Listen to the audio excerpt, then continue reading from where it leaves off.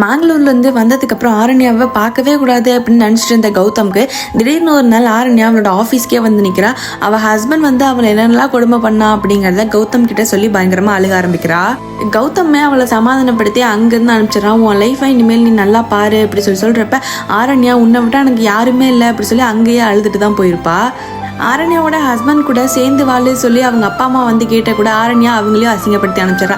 அடுத்த நாள் ஆரண்யா கௌதம்க்கு கால் பண்ணுறப்ப எனக்கு மீட்டிங் இருக்குது நீ வெய்ய அப்படி சொல்லிட்டு வச்சுட்டு போயிடறான்.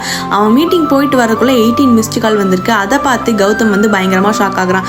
இனிமேல் நமக்குள்ளே எதுவும் இல்லைன்னு சொல்லிட்டு தானே வந்தேன், ஏன் அகைன் அண்ட் அகைன் என்னை டிஸ்டர்ப் பண்ணுற அப்படிலாம் சொல்லி கேட்டாலும் ஆரண்யா வந்து அவளை விடுற மாதிரி தெரில, ரொம்ப டிஸ்டர்ப் பண்ண ஆரம்பிக்கிறா. வீட்டில் இருக்கப்பெல்லாம் ஃபுல்லாக கால் பண்ணுறது இப்படியே போயிட்டுருக்கு. இதெல்லாம் சரிப்பட்டு வராது அப்படி சொல்லி கௌதம் நேர்லேயே போய் பேசலான்னு போனால் வந்தனாவை விட்டுட்டு என் கூடயே வந்துரு, நம்ம 2 பேரும் புது லைஃப்பை ஸ்டார்ட் பண்ணலாம் அப்படின்னு சொல்லி ஆரண்யா லூஸ் மாதிரி கௌதம் கிட்ட சொல்லிட்டு இருக்கா. அதெல்லாம் கேட்டு ஆரண்யாவை அங்கேயே திட்டிட்டு வந்துடுறா. ஆரண்யா அதுக்கப்புறம் கூட சும்மா இல்லாமல் கௌதமோட ஆப்போசிட் ஃப்ளாட்டுக்கே ரெண்ட்டுக்கு வந்து குடி வரா. இதுக்கப்புறம் என்னெல்லாம் ஆச்சு அப்படிங்கிறத நெக்ஸ்ட் பார்ட்டில் பார்க்கலாம்.